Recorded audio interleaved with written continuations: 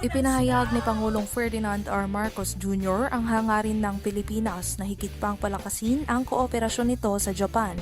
Ayon kay Pangulo, marami pang mangyayari at kailangang ipagpatuloy sa pagitan ng dalawang bansa.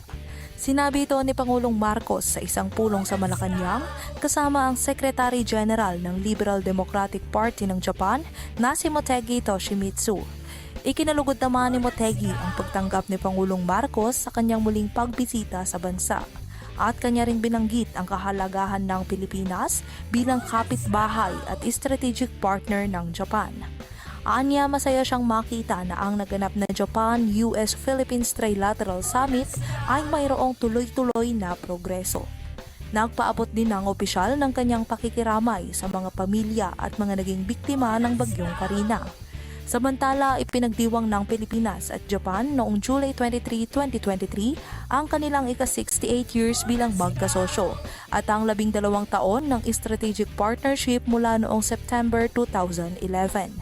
Ako po si Carmel Joy Miguel, nag-uulat.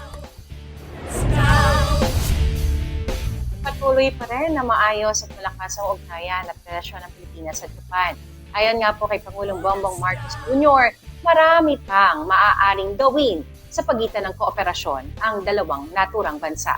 At noon ngang buwan ng Hulyo, nilagdaan ng Pilipinas at Japan ang Reciprocal Access Agreement para maisulong ang free and open international order at rule of law sa ilalim ng Marcos Jr. Administration. At ang nasabing ang paglagda sa sabing agreement ay magbibigay daan sa pagpapalitan ng joint drills o military exercises sa pagitan ng sundalong Pilipino at mga Japan.